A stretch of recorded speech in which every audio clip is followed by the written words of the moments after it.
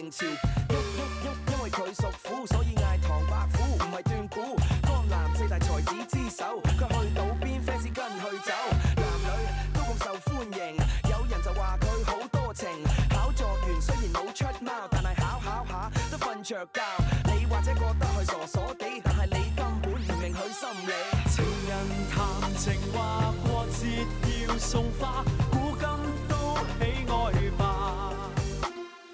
緣來緣留下世世你我他，就像兩生花。情人如仇敵，愛上你太激，芳心必須要覓。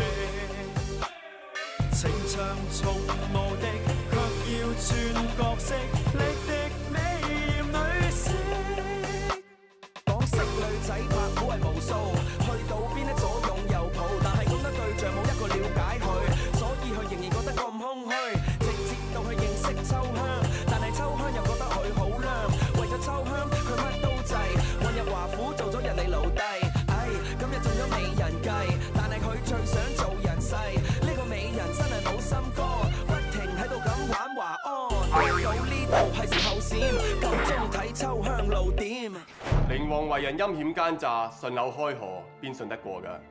但係朕就唔同啦，一言九鼎，所以君無戲言。如果邊一個幫朕除咗叛國奸賊，佢所有嘅土地財產都歸大家所有。實不相，寧王先前講過，只要揾到惠帝嘅後人，就可以打正旗號起兵。如果寧王所講屬實，恐怕有好多藩王會歸順於佢。佢真係有辦法揾到惠帝嘅後人？係啊，皇上，聽講係唐伯虎幫佢追查。唐伯虎？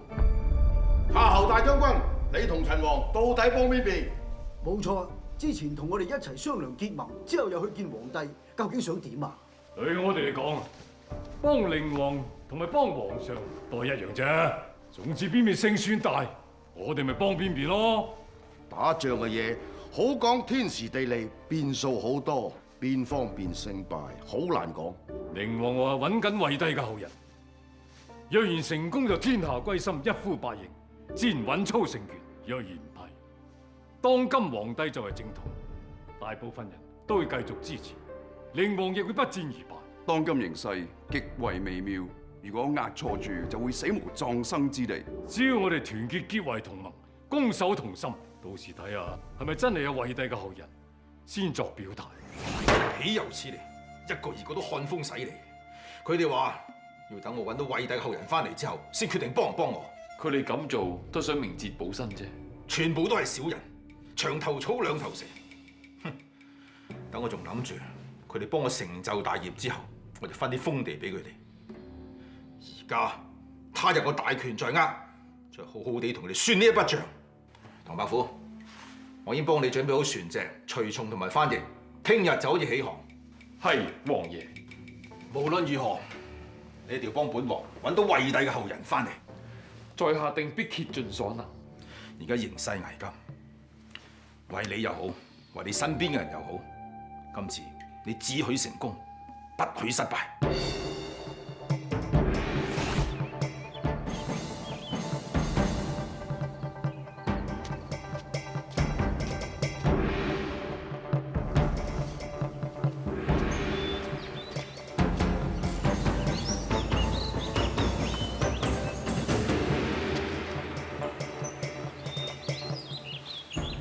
喂，你哋唔好有神冇氣先得㗎，俾啲精神。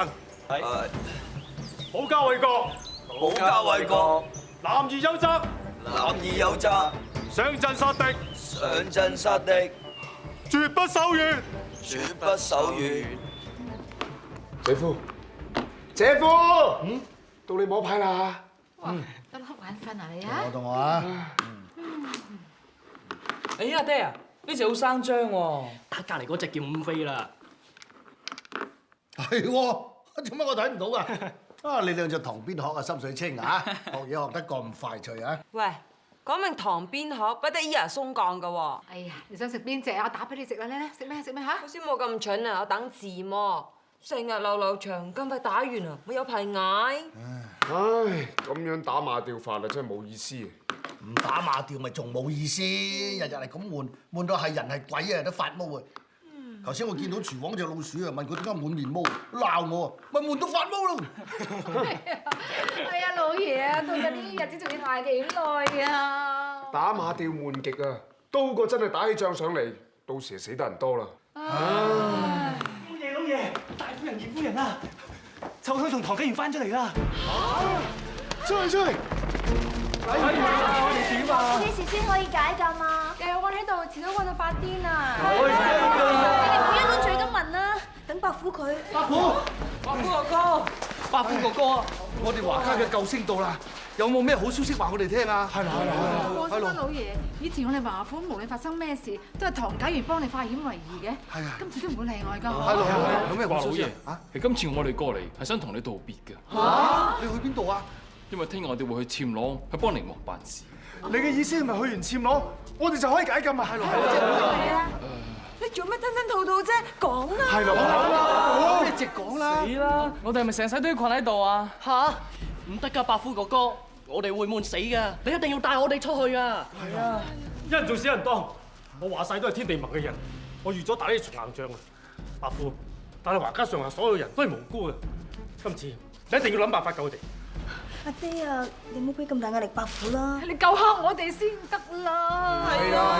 我話你救我哋啦！我哋華家上下係生係死靠你㗎啦！係啊！你想下辦法啦！放心啦，我唐伯虎有啲咩會難到我嘅，係咪啊？係。總之我向大家保證，華夫好快就解禁，好快過翻以前正常嘅生活㗎啦。係啊！咁樣唔阻你啦嚇，祝你呢個行程順順利利，馬到功成，早去早回啦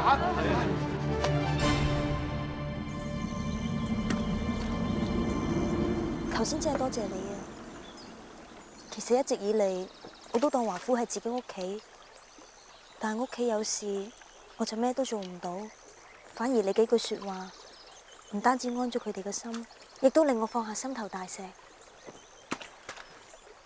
其實咁多年嚟，我一直都係靠自己生活，從來都冇靠過第二啲人。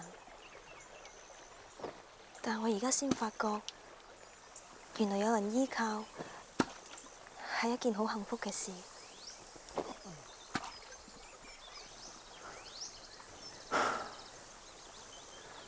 我驚我令你失望，因為就連我自己都覺得我自己靠唔住。我同我自己講，冇嘢係冇可能嘅。我只要將嚿石，可以將佢片到喺水面彈3下嘅話，我就可以揾到偉帝嘅後人，到時就可以兌現咗對華夫嘅承諾。但係我試咗好多次，我真係做唔到。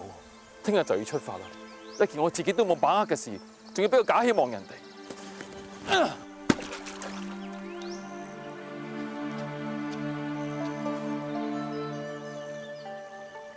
伯父，無論發生咩事，我都唔會離開你，我都會咁相信你。我信你一定可以揾到偉帝嘅後人，我信你一定可以平平安安咁帶佢返嚟，我信你一定可以平息干戈。你同我講話要同我遊山玩水，逍遙自在咁生活，仲要將我劃入九尾圖，呢啲我全部都會記住。我已經決定咗要跟住你，跌埋心水，咩都唔諗，咩都唔理，永遠留喺你身邊，做你嘅小女人。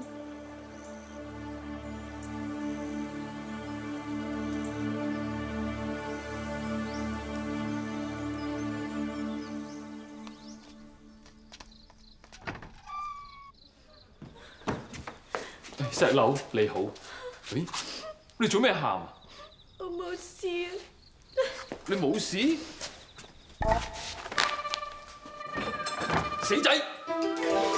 你對石榴做過啲咩？咁大家成年人，你情我願嘅啫。你情我願，人哋黃花閨女嚟㗎，唔係兒行嗰啲咩小紅啊、小儀嗰啲嚟㗎。唉，你講咩？我睇住石榴喊住係咁走入嚟之後，見你衰衰格格喺度着衫，你仲唔係？我就喺度除衫咯，俾佢睇我以前做步快嘅戰績嘛。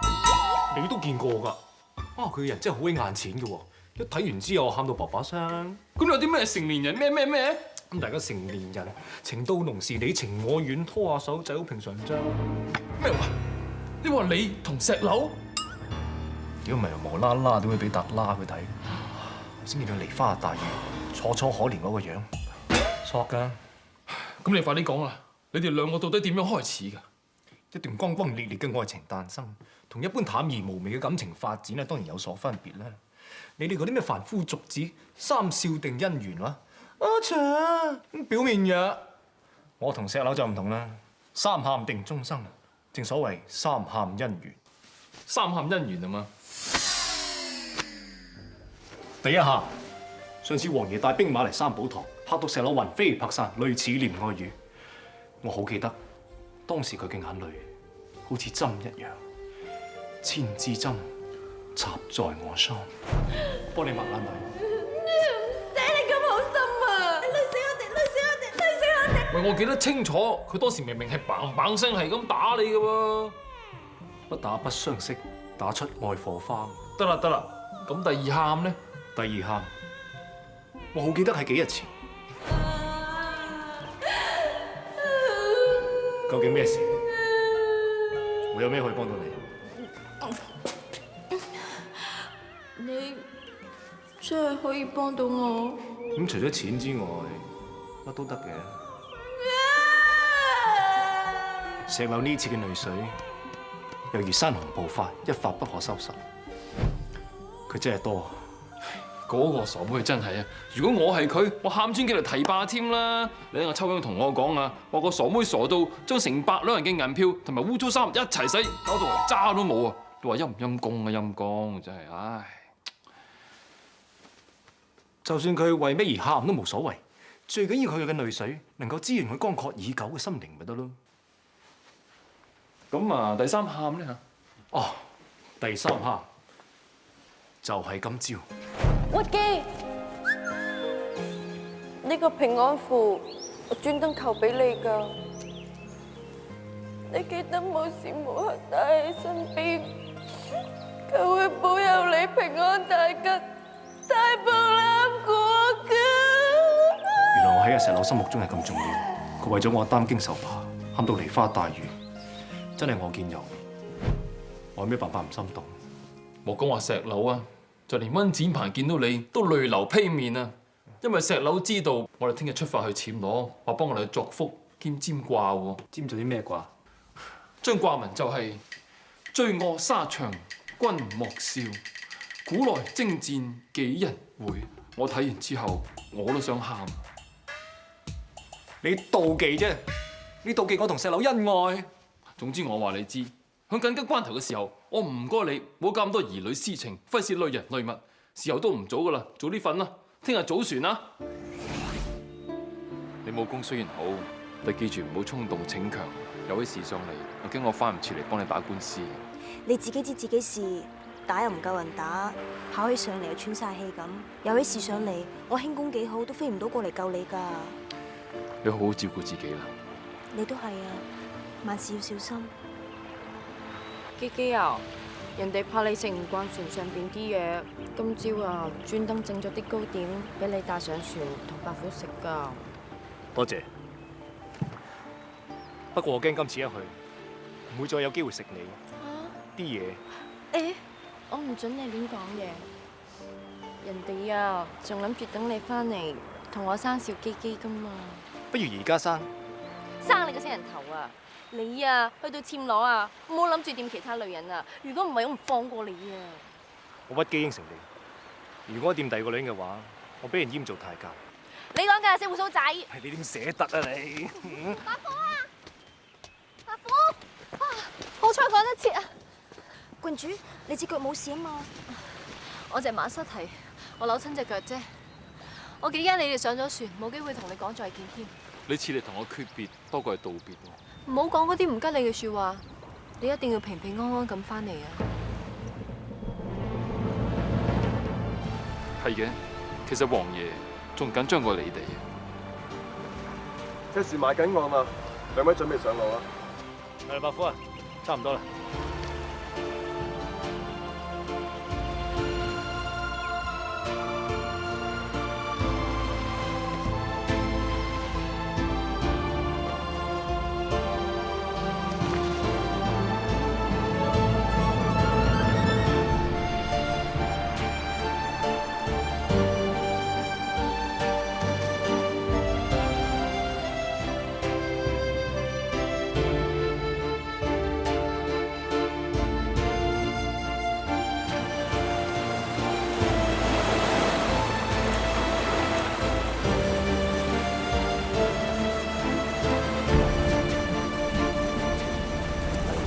你唔好成碌杉咁企喺度大煞風景好唔好啊？啊！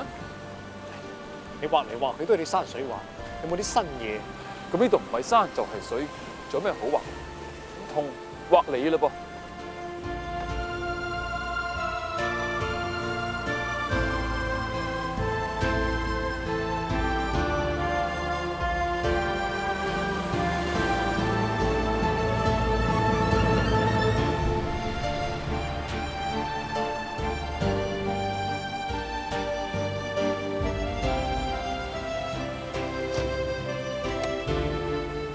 大功告成，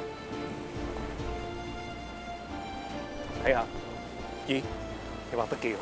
文雅啲講句就翩翩皆公子，世俗啲講句就係型入格嘅型。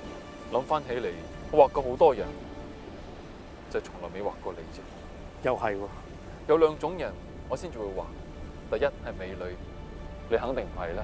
第二種就嚟死嘅人，因為我喜歡幫我哋畫遺像。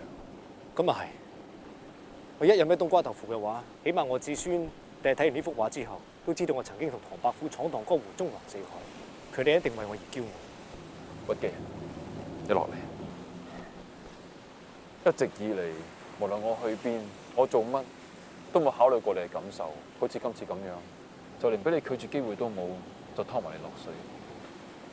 傻嘅，我屈機能夠同唐伯虎一齊出生入死。係我個榮幸。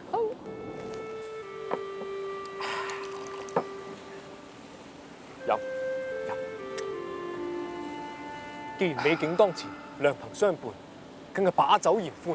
酒逢知己千杯少，對酒當歌，人生幾可。飲。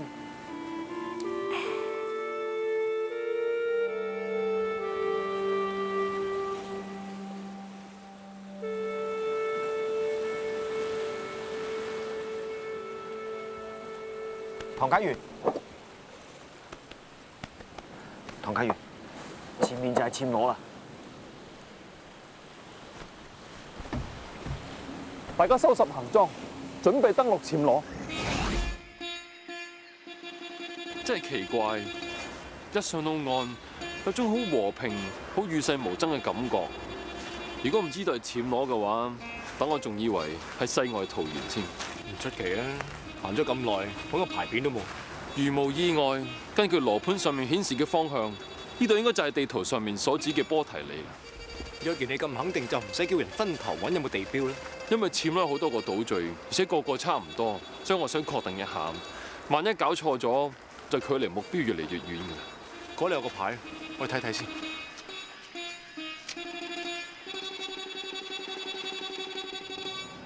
寫咩？喂，有個擺動眼喺面我，喂，惡馬，有個擺動眼喺面我個仔包。你話緊我啊？我冇笑啊！喂，豈有此理啊！誒，算啦，我哋走吧啦。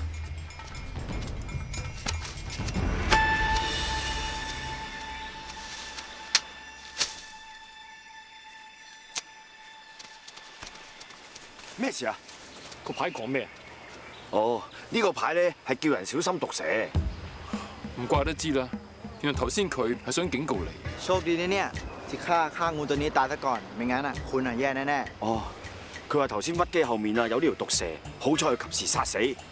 哦，等我仲好人當賊辦，原來係幫咗我。麻煩你幫我哋同佢多謝一聲。哦，ข้าหมอว่าขอบคุณนะครับไม่เป็นไรหรอกครับแต่ดูแล้วคุณจะไม่ใช่คนแถวนี้นะแต่เดี๋ยวผมมีปลาเดี๋ยวผมจะเอาปลามาให้นะครับขอบคุณครับ佢又講咩？哦，佢話我哋過門都係客，想送啲魚乾俾我哋做見面禮喎。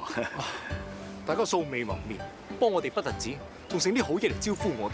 鄭和太人曾經提過，暹羅民風樸素，暹羅人仲好友善，樂於助人添。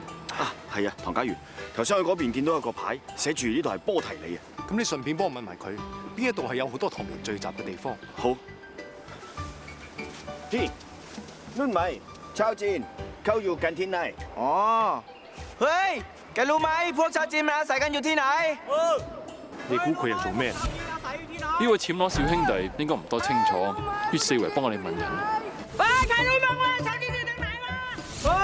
好咯，哨戰要ที่ไหนเรียกผมมาไว้啊！喂，你抄戰，เรา要พาไปมีคนรู้真係充分體驗到咩叫守望相助。我哋中土人真係好咁學習。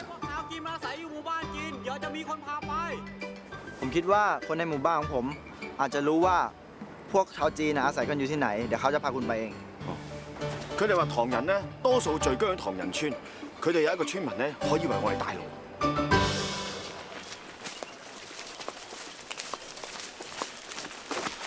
去ทางไหนอยู่ตรงนี้ 佢話呢度就係喎。ขอบคุณครับ。ขอบคุณครับ。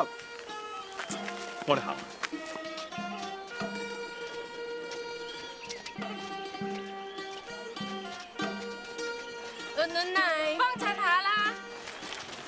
睇嚟暹羅熱情友善嘅民風，亦都感染到我哋唐人。出嚟到唐人村呢度，我係覺得人人都友善。我諗佢哋都肯幫人。哥仔，想問你識唔識一位姓朱嘅唐人？以我所知道就冇啦。不如你哋去問下趙伯啊，佢先祖咧喺唐朝已經嚟到暹羅落地生根㗎啦。我諗呢度發生咩事咧，佢最清楚㗎啦。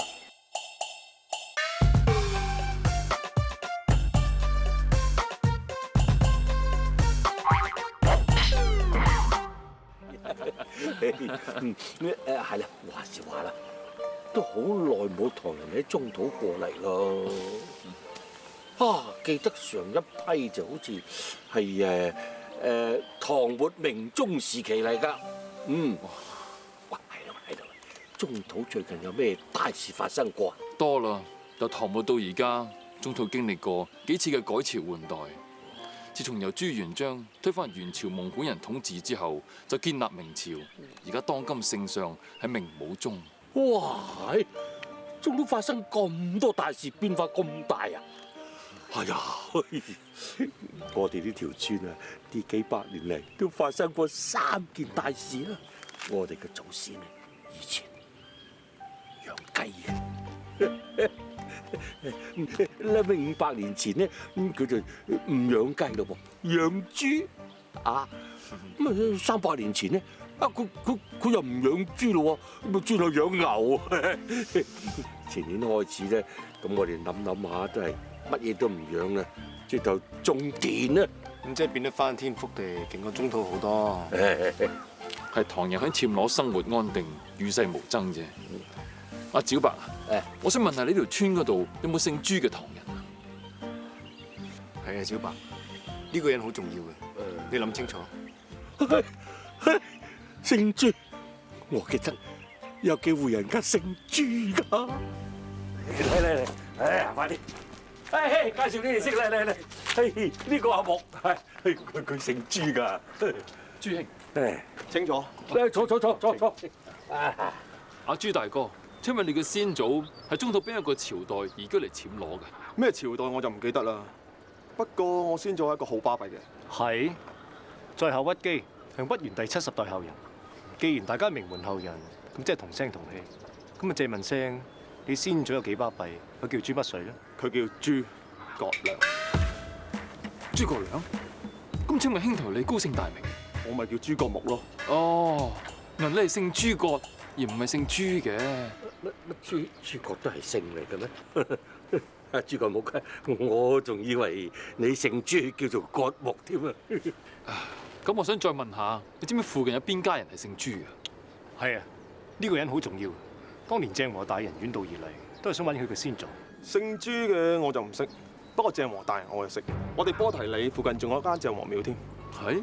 當年鄭和大人下西洋嚟到波提里，佢唔單止送糧食接濟波提里，仲贈醫施藥，所以我哋世世代代咧都敬重鄭和大人。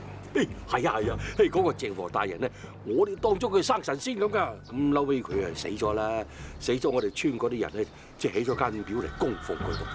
哇！到而家香火一直都咁鼎盛啊！係啊，咁啊真係啱啊！難得我哋嚟到，我哋幾大堆去裝住香，同埋添啲香油啊！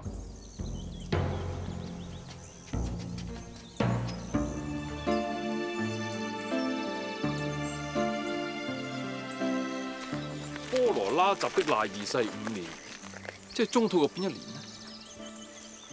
應該係大明宣德11年。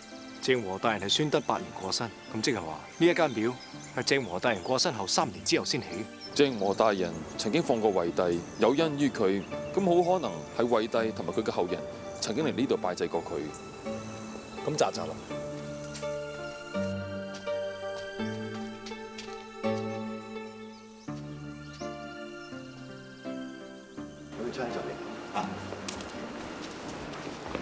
幾位，你拜神定祈福啊？我哋中原過嚟係想揾人嘅。哦，唔怪之得未見過啦。唔知你哋揾咩人呢？我想問下，係咪有個姓朱嘅曾經嚟呢度拜祭鄭和㗎？我大話喺度做咗30幾年廟祝，嚟拜鄭和嘅我差唔多識晒，從未聽過有人姓朱嘅噃。你差唔多識晒啫，會唔會有漏網之魚？諗清楚。人哋有簽香油寶㗎嘛。啊，係啊！一場嚟到嘅話，我哋裝住香同埋添啲香油啦。好，善心。請你喺香油寶度簽個名啊！請問可唔可以借個香油寶俾我睇一睇啊？可以。廟祝，請隨便嚟。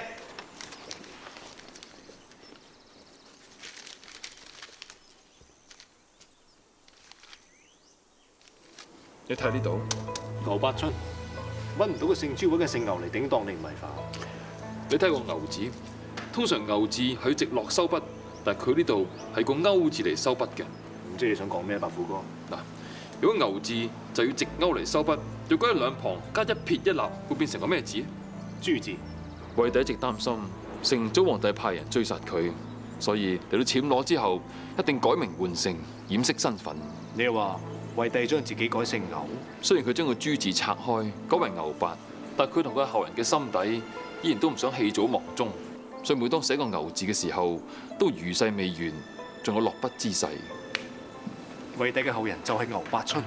呢個大膽嘅推斷，我仲要求證下。大叔，係，我想請問下，你識唔識呢一個叫牛八春嘅善信啊？識，呢房姓牛嘅好神心㗎。由我太爺開始，我哋已經係呢間廟嘅廟祝。我聽我伯爺講，姓牛嘅呢一房人由100幾年前開始，每逢鄭和嘅忌辰都會嚟拜祭，仲年年添好多香油添。咁多年嚟嘅香油寶係咪仲有留低㗎？有，所有香油寶我哋都會好好咁保存。我哋可唔可以借嚟睇下？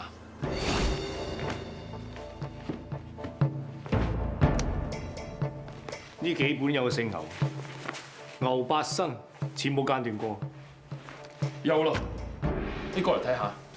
嗱，呢一本係呢間廟建成之後第2年嘅香油寶，而上面係有牛八文嘅簽名喺度嘅。唔知乜水？我記得喺靈王密室入邊，我見過惠帝嘅聖旨，我認得佢嘅字跡。呢幾隻字係惠帝所寫嘅。咁即係話牛八文係朱允炆，即係惠帝。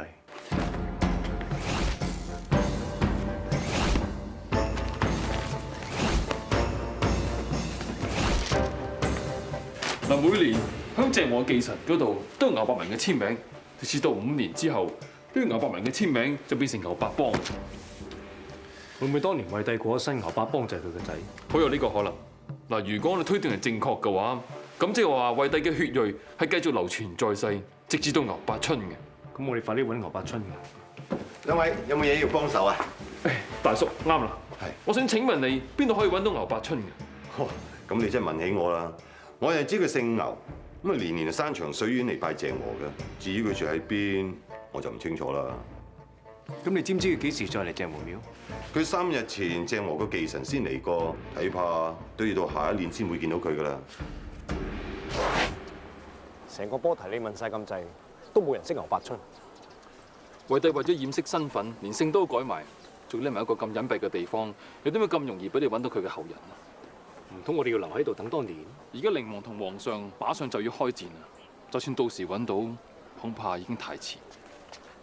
菜內吸菜內，吸半吸。兩位不如唞下先，試下呢啲大種菠蘿蜜乾啊，係波提里嘅特產，喺暹羅其他地方未必食到咁靚噶，又香又甜嘅。成兄，香係點講？香係噴，真係香噴噴。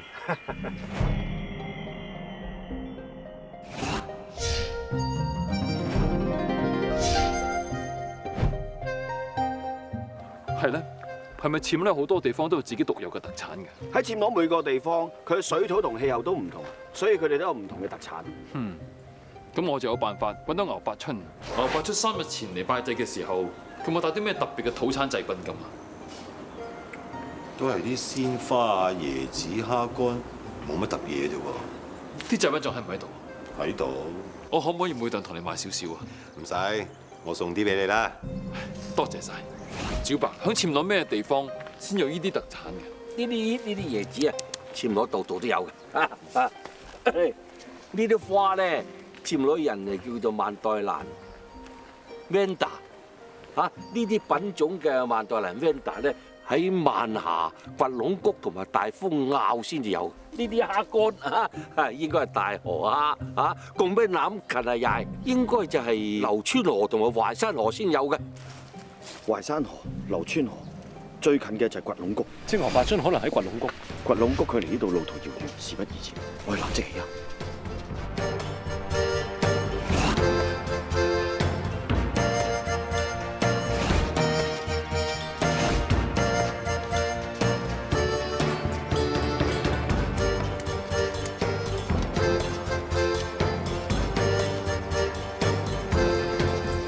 終於嚟到掘龍谷。以佢哋嘅衣着，雖然係混合咗中土同暹羅嘅服飾，但佢哋嘅樣係中土人士嚟嘅。可能係姓牛嘅聚居之地。為咗冇驚動村民，你哋喺出邊等，我同威夾佢先。好。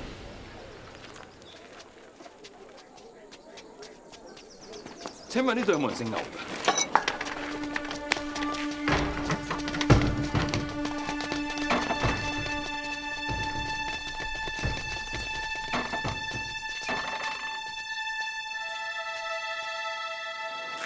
點解佢哋咁驚我哋？咪佢哋唔知你講咩？你哋係咩人？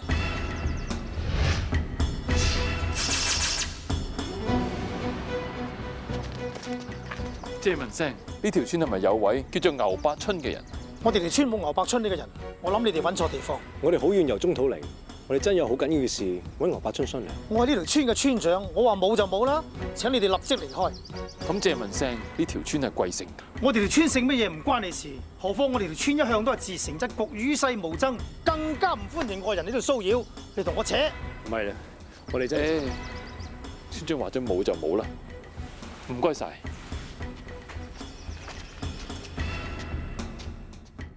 頭先個村長擺明係打我哋，你係要拉我走。咁人哋唔肯認，就算死女都冇用㗎。你要學識啊，用呢一度。我哋行運成個山頭咁滯啦，你揾啲山墳嚟做咩啫？一般中土人聚居嘅地方，佢哋族群嘅墓穴就喺條村嘅附近，而碑文係唔會講大話嘅。咁啊係喎。唐家瑜，點啊？快啲上去睇下。你睇下，我睇過啲墓碑，全部都係姓牛嘅。咁我哋揾啱。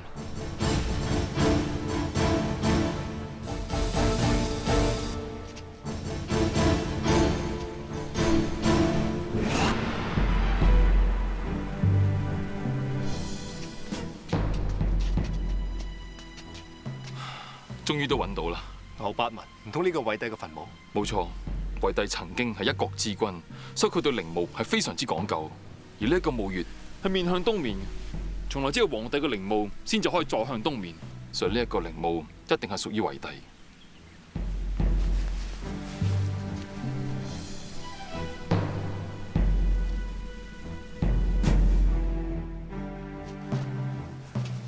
既然偉帝嘅陵墓都係呢個山頭，咁好明顯頭先嗰個係牛百春，今次仲有得佢唔認。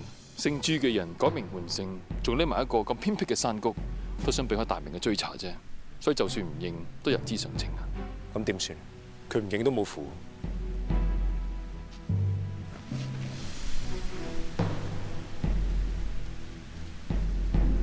對唔住啦，偉帝，今次迫不得已要有所冒犯。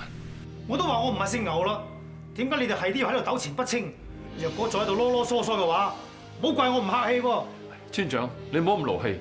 其實我哋嚟只係想搞清楚你係咪姓牛，先至去做一件事啫。咁到底你哋想點啊？係咁嘅，我見山上面嗰啲土壤都唔錯，所以我打算喺上面嗰度開墾，起幾個果園嚟種呢個菠蘿蜜。可惜誰冇得姓牛嘅山墳。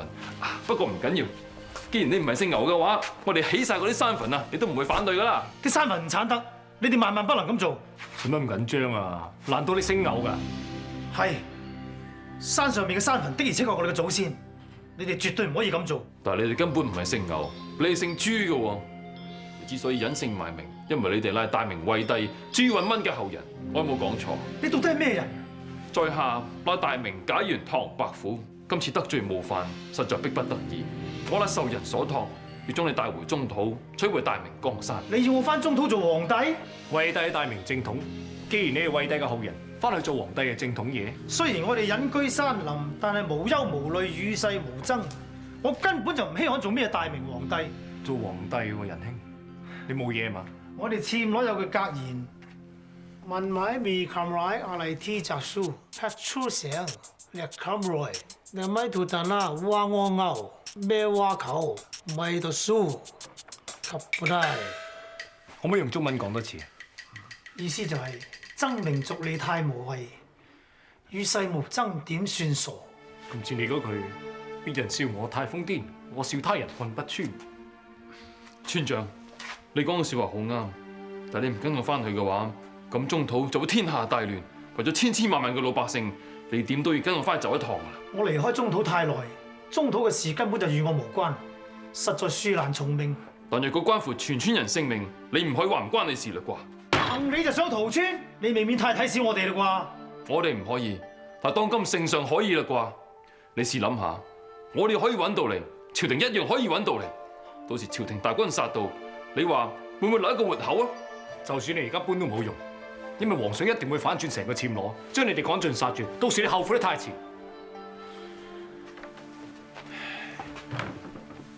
我知你哋依家嘅處境好危險，為咗全村人嘅性命，你都係跟我走吧啦。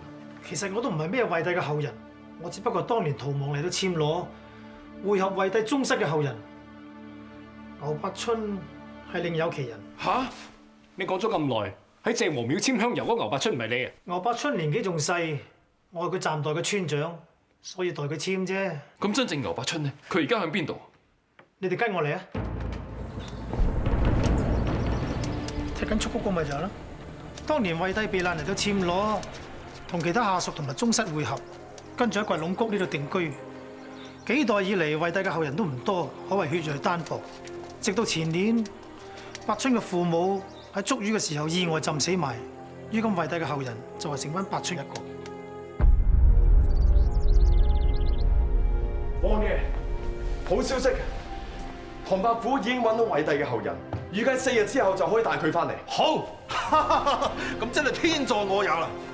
我終於可以打正康復正統嘅旗號，天下歸心，所有嘅藩王一定全部企晒喺我呢邊嘅。王爺，睇嚟你以攝政王嘅身份統領天下嘅日子越嚟越近啦！我通知夏侯大將軍約個狗皇帝出嚟，我要設下鴻門宴向佢逼宮。寧王揾到惠帝嘅後人，皇上，事關重大，寧王斷唔會順口開河。微臣今次嚟見皇上，係代表寧王恭請皇上聖駕，3日後到微臣府第一聚。咁係咩意思啊？想聯合埋你幾個向朕逼宮啊？你知唔知道咁樣做即係作反，係大逆不道㗎？請皇上息怒，以商議解決紛爭，點都好過兵戎相見，生靈塗炭。好，朕就會一會佢，睇下佢到底想點。咁微臣就先行回府安排一切，臣告退。如果寧王真係揾到惠帝嘅後人，嗰幾個藩王一定會企喺寧王嗰邊。到時論兵力，朕真係難以抗衡。唔通朕即係要將皇位拱手相讓？皇上，事到如今，我哋冇得揀啦，絕對唔可以俾唐伯虎帶惠帝嘅後人翻嚟。你嘅意思係？臣知道皇上同唐伯虎係有交情，但係而家論形勢，微臣認為已經到咗生死相搏嘅時候啦。好，你同朕下一道密旨俾海防嘅官員。仲有1日行程，再翻到中原。報告將軍，前面嗰艘就係我哋目標嘅船隻。好，傳令落去。一定要將嗰艘船擊沉。今次終於俾我哋揾到惠帝嘅後人，中船不枉此行。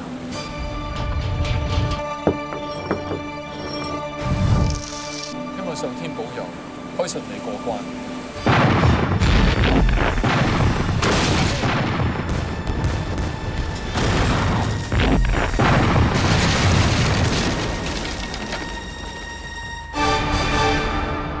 你哋都嚟齊啦！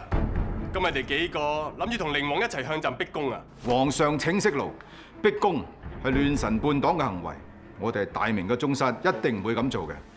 就希望皇上你認清形勢，將大明江山交翻俾真命天子啫。你知唔知你講緊乜嘢啊？皇上，我哋已經揾到惠帝嘅後人，而家護送緊佢翻嚟，好快呢個人就會出現喺你面前㗎啦。有啲咁嘅事？大家都知道。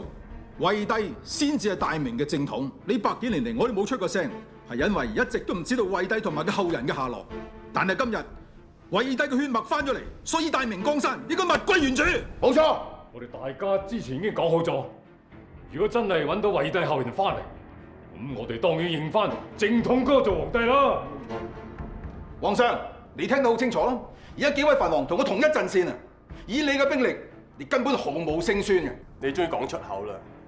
人未到就要朕交出皇位，不過開心得太早啦！喺2個時辰之前，朕收到消息，喺福建海面有一艘船沉咗，而嗰艘船正係寫住靈王嘅喎。點會咁㗎？皇上乃係當今天子，掌管天下兵馬大權，唔通連一隻小小嘅船啊都難唔到咩？你哋口中所謂惠帝嘅後人，永遠都唔會出現。你哋要企喺靈王嗰邊，定係企朕呢一邊？你自己諗清楚。皇上，你以為守住青雲峽就可以攔截到我哋？唐伯虎佢足智多謀，佢預咗你會咁做㗎啦，所以佢用另外一隻船去引你哋上釣。佢自己嗰隻咧就兜個大圈先至翻嚟，所以咪遲咗少少啦。唐伯虎道。